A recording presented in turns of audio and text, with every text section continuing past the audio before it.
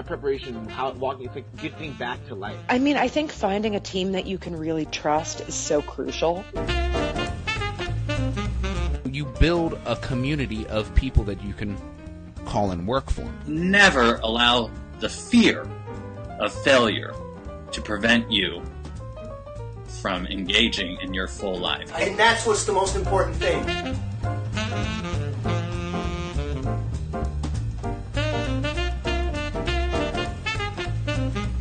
I'm Ryan J. Slater, and I'm an actor CEO. Hey, I'm Elizabeth Maxwell, and I am an actor CEO. I'm Mark St. Cyr. Derek Satterberg. Lauren Myers. I'm Alex Brill. And I'm an actor CEO.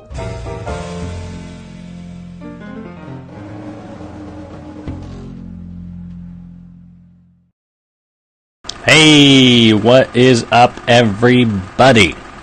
Mike Marino here, joining you once again. I hope everybody can hear me okay. Give me a little... Oh, sounds like my recording is working out well. I am also playing it on my phone, so that's why we're getting a little feedback. Just double checking all the systems are working properly, which it sounds like they are.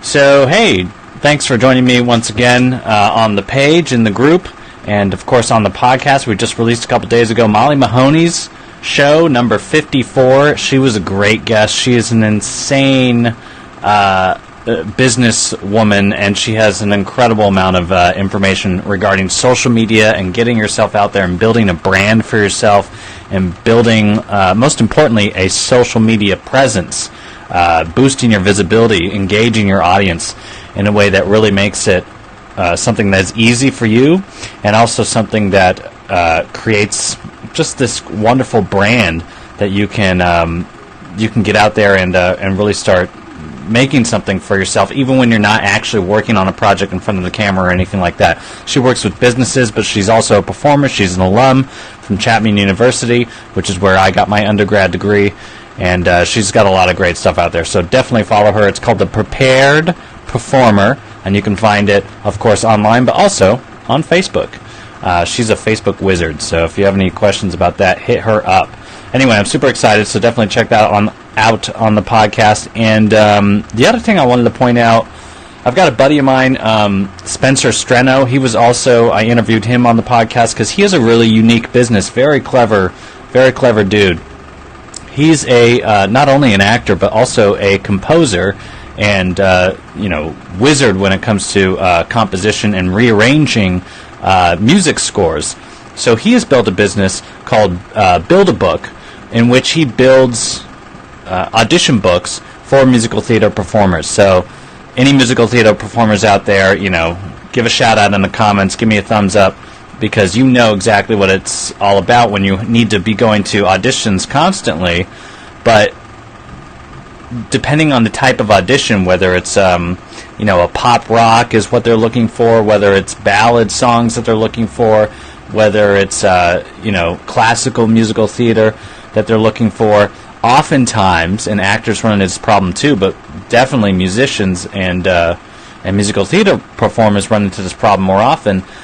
There's a limited scope in terms of the type of work that's out there that gets used in those auditions. People always fear of doing the same song and having the casting director hear that same song over and over and over again. So Spencer is solving this problem by rearranging music that works for you. First of all, he's having a conversation with you and a consultation to figure out what type of music really connects with you so that you can sell yourself and be the best performer you can be in the audition. But also, if there are songs that you like that happen to be popular, he will rearrange them so that they work for you either at different tempos and different keys or just in a different style, so that it may be recognizable, but now everybody's hearing it in this new way, and it's fresh, and it's interesting, and it's exciting for you to perform, and it's exciting for the auditioners to listen to because they recognize the tune, and it fits their casting purposes, but it's new and unique, and it is you. And so it really stands out. So he's got a great business. Definitely go check him out. Once again, Build-A-Book, and you can find him on Facebook. Of course, you can also find him online, and you can find any of these people by going to actorceo.com/listen, and then you can go through the podcast the list of podcast episodes and find all of their information in their show notes. So now, enough with the plugs, and on to exactly what I wanted to talk about today. Now, here's what's interesting. I've wanted to talk about this in the group for a while, and today, right now, just happened to be one of those times where I was like, I should go live in the group today and try to do this thing, and I was going to kind of replicate what I do when I submit for an audition online, but then I had this opportunity to submit for an audition online, so I was like, great, let me do this and showcase it to you guys so we can talk about exactly what I want to talk about. When you're submitting online, there's usually a couple different ways to go about it, right? One is through a platform like Actors Access. In that scenario, you have all of your materials stored on their servers and up in the platform, and then you take that material and you match it to whatever audition you're submitting for, right? Actors Access has all this stuff inside, and they can connect the two. Now, Backstage does something similar. You store your material online, and they will connect it to the audition so that you just fill out a few of the text items that you need to fill out, select the materials you want to submit, and all that is done for you. Now, there are other times, whether it's through however you happen to get this email submission. In this case, in the example I'll show today, it's coming through Backstage. It's for a theater submission, a theater audition, and it's coming through Backstage, and casting is asking you to submit emails with your materials and everything to the casting department, and then they will contact you whether or not they want to set up an appointment. So in that scenario, you have to collect all of your stuff and submit this email to them. Now, one of the most important things I have been told over time through both casting people, but also a great mentor of mine, Dr. Baron Kelly, who was also on the show early on, is to imagine that you're writing these emails like a business letter. Now, they don't have to be a page-long cover letter, introducing yourself and talking about the history of, where you've come from and all the schooling you've gone to and why you're, why all of this, historical data makes you right for the role. You need to respect their time in email. Email does need to be brief, and it does need to be poignant. It needs to be direct and to the point as much as possible. However, you do have a little freedom to qualify why you are submitting for that role. What makes you right for that role? So this is what I encourage you to do.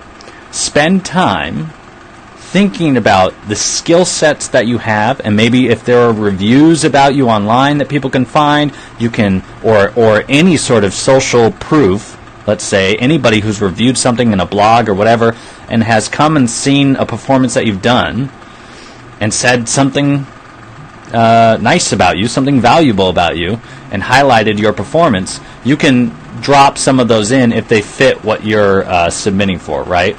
So again, we're talking about literally, 8 to 10 sentences that you've put together for your submission in order to be very clear about why you're contacting them, what you're submitting for, and why you're right for it. And then, of course, you attach all your materials to the email. So we're going to look at an example of that, and also an example of how to set yourself up with a template so you can repeat this over and over again by just changing out a few of the pertinent matters, like the roles you're submitting for and the dates or whatever it might be, who you might know, who you might have worked with in the past that relate to this particular piece, and also how to track your email so that you can see when somebody opens it, how to delay your email so that it'll go out the next morning at like 9:30 rather than sending it out tonight at 9:30 p.m. and having it get buried underneath all the emails that come in the morning ahead of you.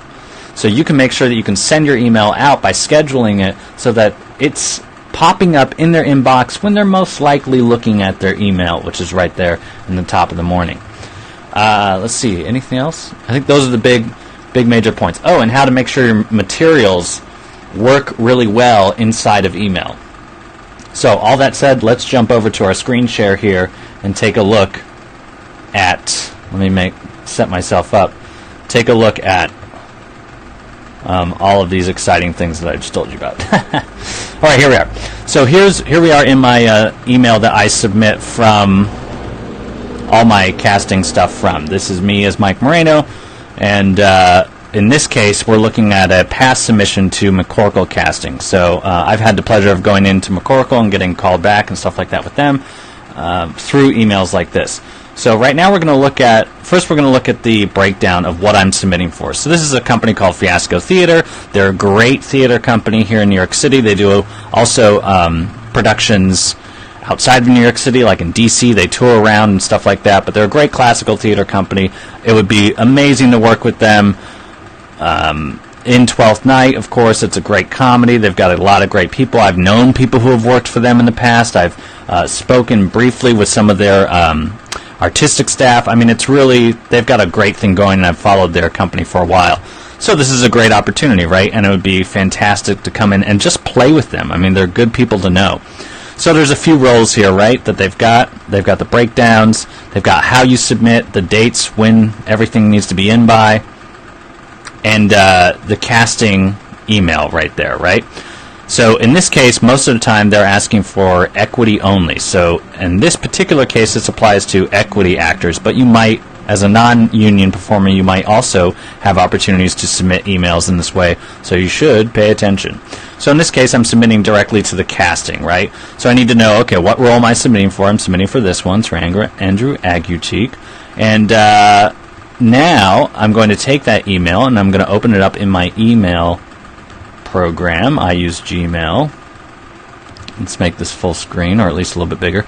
And then what I'm going to do is put in, of course, who I'm sending this email to, any sort of headline that they want in the subject box. Sometimes they ask very specifically. You need to label your subjects, AEA, the role that you're doing, and your name, or something else. In this case, they did not ask for anything specific like that, but I did want to make it very clear as to what I'm submitting for, and exactly, so that when they see that email pop up in their list of emails, they know exactly how to categorize that and when they need to deal with that particular email.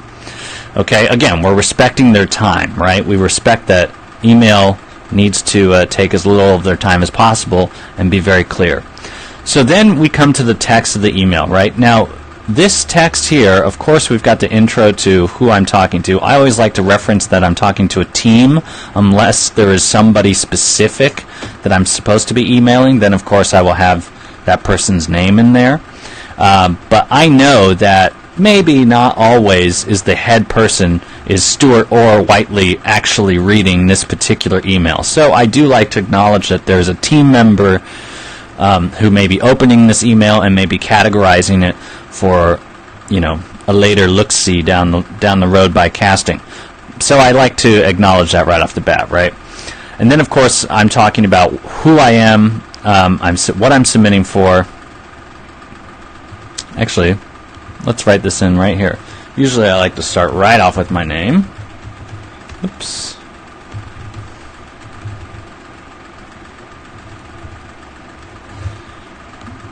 All right.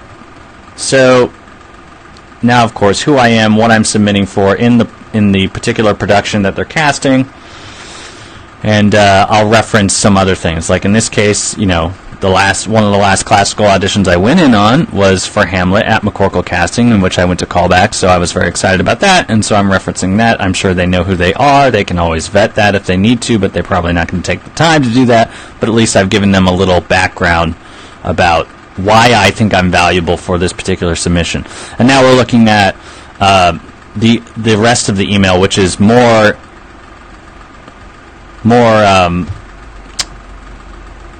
subject of what makes me valuable in terms of this particular style of production. If this was a film, then I wouldn't necessarily be putting this text in. If this was I don't know. I mean, if it's a drama, I'm not necessarily referencing quotes or anything that has to do with comedy, because that's not what they're casting for, right? You don't want to come in and say, this is everything I do. That's great. I will look at everything that you do if I'm interested in everything you do. Right now, I'm only interested in if you can do what I needed to do for me right now, right? So, in this case, this is something that I've shared from my template.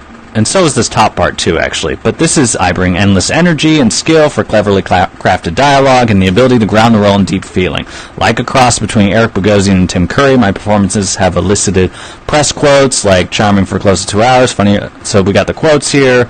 Recently, my work with the Shakespeare Forum, which is, one of the last comedy roles I did, in which I played Graziano, got great feedback. So I put that quote in there as well. And now I talk along the lines of, like, thank you for the consideration. Obviously, I respect what you guys do.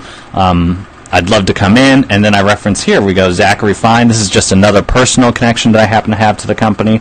I brought him on the podcast. We talked about, of course, their company and then many other things. Plug the podcast here so they can listen to the episode if they like. And, of course, I want to come in the room and play. Then I drop down my agency info, my website, and everything else so that they can see much more about me. I'll actually even say here, let me do this. View my reel on my website.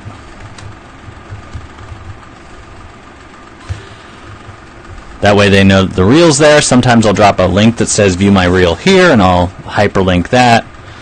And, of course, they can call me and contact me, and they see my rep, and they can visit my reps as well. So, there you go. So, that's, in terms of text, that's the dialogue that I put in. Now, I will say that the majority of this, actually, has all been copied from a template, and this is where the template comes in really handy, right? So, let's say I was looking for McCorkle casting, right? So, I'm going to go back. These are all the submissions, recent submissions that I've done to McCorkle casting, okay? Most of these come from a template, right? Let's look at that. The template is very similar. I would love to bring this to this. I've worked with Paul Barnes. This one was a little bit different because that was a specific. Look, this one's from 2013. Okay, that's not a good example because that's not a great template. Titan Theater Company, similar template here, right? So again, I'm just replicating what has worked in the past. Here we go. Same template. See the same quotes here? Just because that did happen to apply to the style of play that they were doing. Here's my personal reference because I worked with the director. Right? Same template, right? So headshot, resume, same template. That's what allows me to do this over and over again without having to come up with some new stuff to say every time. I know what's worked in the past. I can adjust what needs to be said for this particular audition and put together an email in less time that I know gets results. Okay, so now let's talk about materials, right? So, of course, headshot and resume. Everybody needs that and wants that. In this case, I do not attach my headshot. I actually just drop it in, but it needs to be a JPEG in order to drop in. So don't forget that. It needs to be a JPEG in order to put your headshot in the email. And this is what's called inline. So what I'm doing in Gmail is going down here where it says insert photo. If I click insert photo, it'll say, all right, where do you want to bring this photo from? I have it all stored in Dropbox. That's where I keep my keep all of my materials. That way I can submit from anywhere. So I have it stored in Dropbox. I go find the Dropbox folder. I add that. I open that file, and then it inserts it here inline in the email. So now when they open their email, they don't have to click an attachment. They don't have to go anywhere else. All of the material is right there. All they have to do is scroll down. Sometimes they don't even have to scroll down, depending on how big their phone is. They'll see the headshot right there. Okay? And then, of course, it tells you what size you want. If I clicked original size, that might be a little bit too big.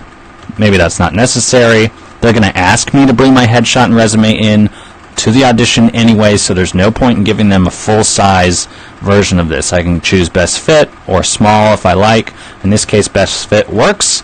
They can see it. It's very clear. It still looks very good, very sharp. It's not been downgraded in terms of quality too much. It still looks like a high-quality headshot. Good. Okay, we're keeping that. Now on to the resume. Same deal. The resume needs to be a JPEG. So let's go with best fit. This is what it originally loads it in as. And again, I'm just clicking insert photo. I'm in line, right? I put my cursor, it's after I finish this stuff, I just put my cursor down here, and then I go to insert photo, and boom. It asks me, where do you want to bring this from? I want to bring it from Dropbox. That's where I store all this stuff.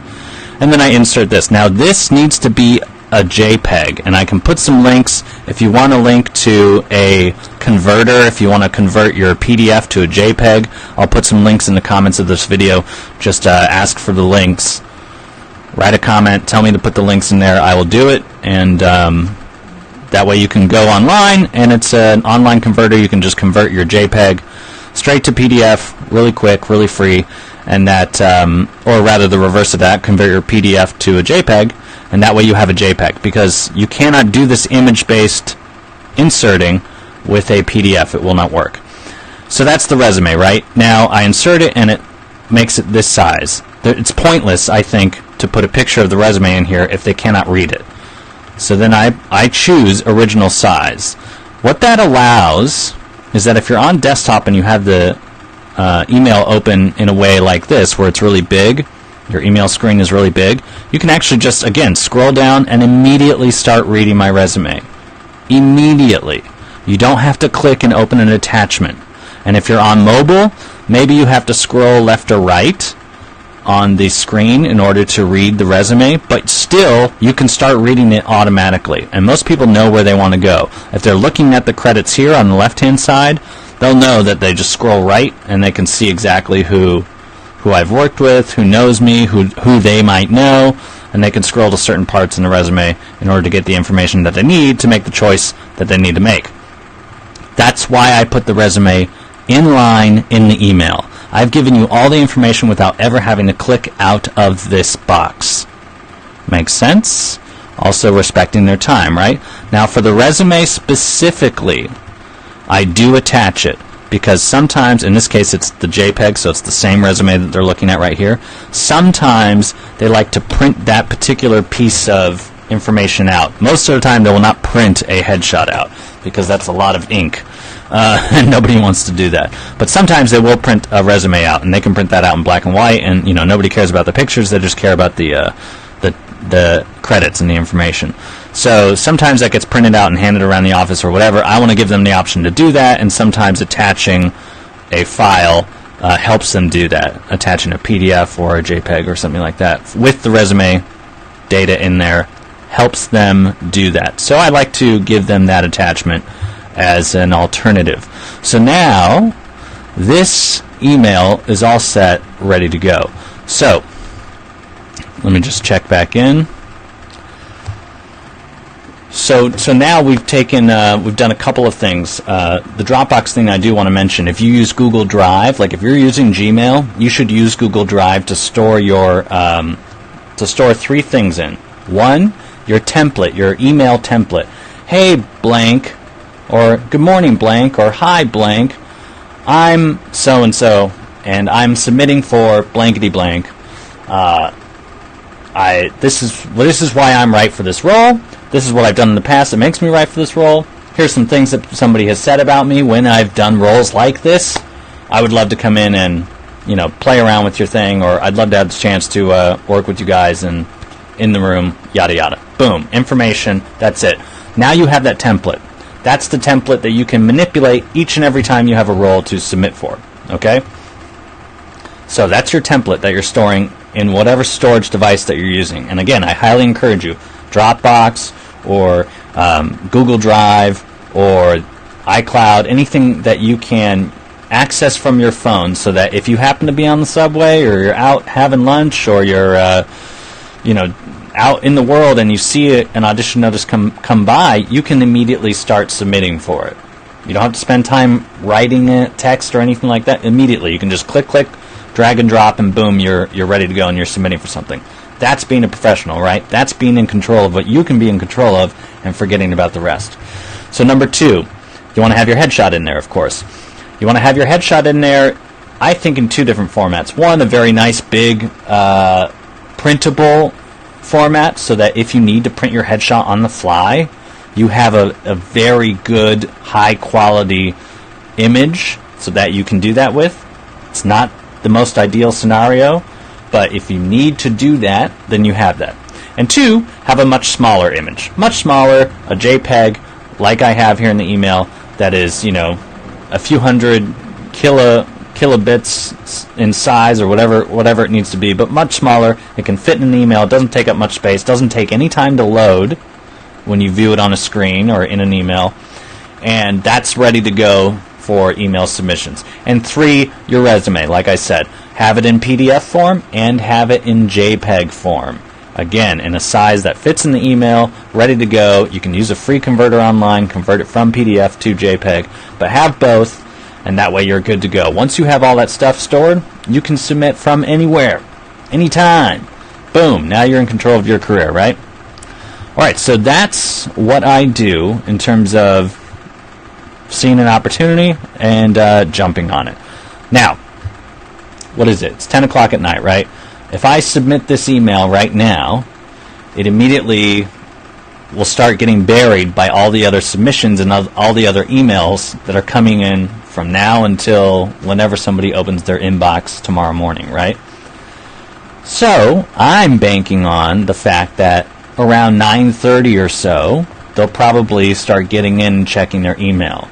Even if they get in and start checking their email at 10, at least I'm much closer to the top than I would be if I was hours behind and I had all overnight to get buried by other emails. So what can I do to ensure that I'm closer to the top? This is where an email scheduler comes into play. I've used some in the past. One was called HubSpot that I was encouraging people to use for a while. They've changed how they operate. It doesn't seem to be the best anymore, so right now if you're using Gmail, I would recommend Boomerang. Boomerang is a free download. It's a free app also that you can get on your phone. And it's not the one for Instagram that loops your videos. It's for email, for Gmail specifically, I think. And it allows you to schedule your emails out in advance. So let's take a look at how that operates. So now here we are back in our email, right? And if I was to click, you'll see that these are highlighted in orange, and there's a little timer here. This is the HubSpot one. This is the one that I don't use anymore. It's still linked up to my account, so I could use it if I wanted to, but I'm not getting the results that I like, and that's specifically when it comes to tracking my email. So right now I use Boomerang. So I'm just going to move this little screen. So down here you'll see the Send Later tab. Once you've installed it, everything's linked up to your Gmail, you can click Send Later. So if I was to click Send Later right now, it gives me options. I can send it today in a couple of hours, I can send it tomorrow morning, and I'm not quite sure what their default time is. Maybe it's 9 a.m., maybe it's 8 a.m. I think actually.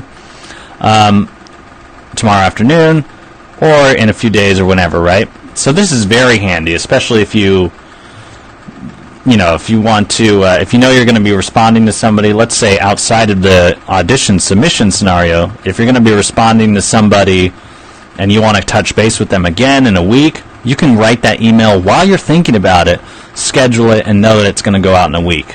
Very, very handy tool. So in this case, I can enter a specific time. So I want to make sure that tomorrow, the 13th, Wednesday, at, let's say, 9, and just for good measure, 27 a.m. in the morning is when I want this email to send. Okay, so at 9:27 tomorrow morning, this email is going to send to their inbox. I'll confirm that. And now it's scheduling my message. Now, here's the other, oops. It was already tracking, but I want to jump in and show you exactly how that works. Here's the other opportunity you have.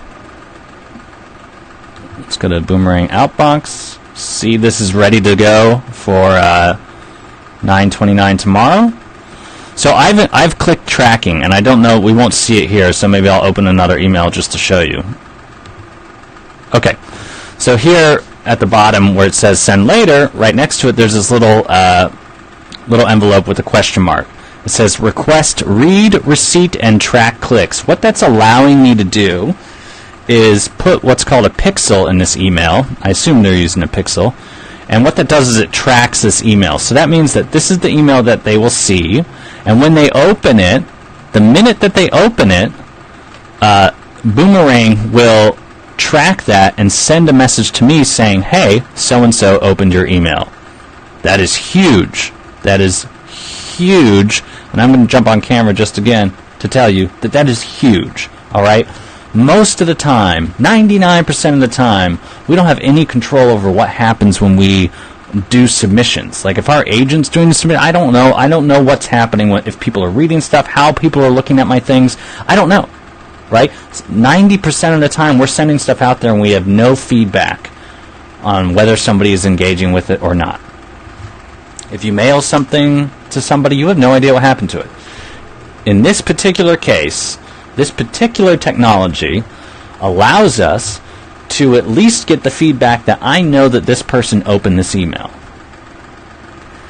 I know when they opened this email. I know if they opened it in the morning or if they opened it at noon or if they opened it after 10. I've seen sometimes that my agent has opened my emails after 10 o'clock at night. That's just good to know. It's helpful for me to know when people are engaging with my my submissions, my content, or my communication, right? And it's helpful to know if they've never opened it. Now, that's where it gets a little bit tricky. Sometimes if they turn off the tracking or if they have a particular blocker of some sort, sometimes it can register that it has not been opened. But most of the time, you will get clear notification that your email has been opened or it hasn't been opened, and that's all because they either have opened it or they have not opened it. So 90% of the time, it's pretty accurate. So I would highly encourage you to get something like this. It's very useful. It's very empowering for you, the actor, for the person who's doing that type of communication and that submission. It's really, really useful because, again, you get some feedback, which we don't often get. You get some feedback on how people are receiving your communication, and that is very helpful. So, like I said, so this is the thing they see and see down here at the very bottom, and I can adjust where this shows up. It's always at the bottom, but I can push it even further if I like, just by hitting the return key. It says that the person can opt out of showing that read receipt if they like. It's very small. Most people will not see that. If they've gone down here, by the time they've got here, they're going to close this email, they're going to make a response, they're going to do something else. They're probably not going to read all the way down to here. All right. So that is tracking the email.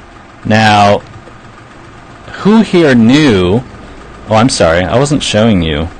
I wasn't showing you the where they see it in the bottom of the email.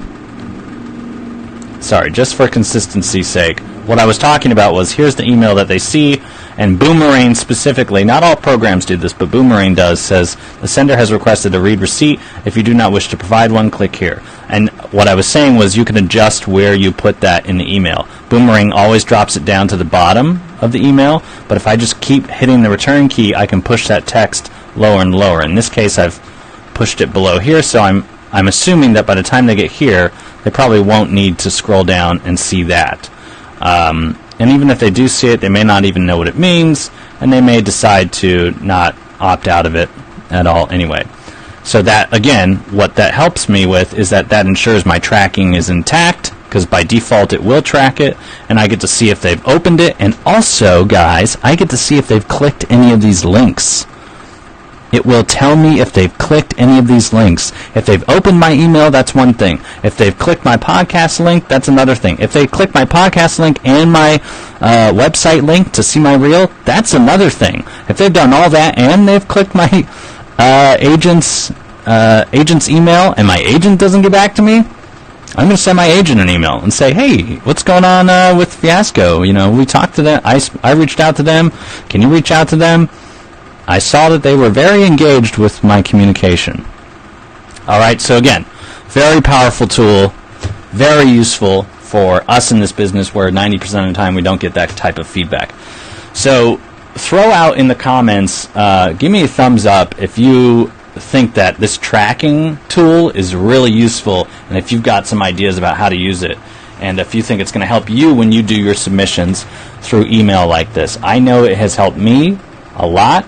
I would say the two big things that I find very useful are the tracking information and actually three things, right? The tracking, the scheduling of the emails so that I can submit this at a later point or 2 days from now if I like, and the template, the email template, having something already pre-written so that, again, 90% of it is already ready to go. I don't have to write any more. I can just drop in the specific points for this particular audition. Great. So there you go, guys. That's why I wanted to jump on today and show you and share with you about how I like to use the email tools that are out there. This is all totally free. The email tools that are out there and the storage tools and all this wonderful stuff, all this wonderful tech that allows me to run my business from my laptop and submit for as many auditions as I can in this manner. When they give me a nice email to submit to, this is what I like to do. So if you think it's really cool, go ahead, share this video with some actors that you might know. Share it in some other groups if you think someone else might find it useful. And let me know in the comments if you want some more tools and tips like this, because I'm out there looking and coming up with some other ideas for some more videos, so I'd love to drop some more information on you. Until then, let me jump back to my live here. Until then, we've got, of course, the 5-day, 5-month challenge still happening in the group. Definitely check that out. If you're new to the group, welcome. Oh my gosh, thank you for watching this video. Thank you for being a part of this. Thank you for jumping on board and being a part of this supportive community. If you're new to the group, the 5-day, 5-month challenge, it's pinned at the top of the page. You can check it out and see what it's all about and see what all of our other actor friends in this group are saying about it. And go ahead and introduce yourself in the intro post, which you'll find in the thread as well. There's a nice intro post there where you can give yourself a little shout out, give us a little intro as to who you are and what you do and what brought you to the group. And yeah, if you're digging it, go ahead and share with some of your friends and some of your peers. I'm really happy that this is all working out. I'm really happy to see you guys online, and I'll share some more tips with you soon. So holler at me, and I will talk to you next time, all right? Take care, actors.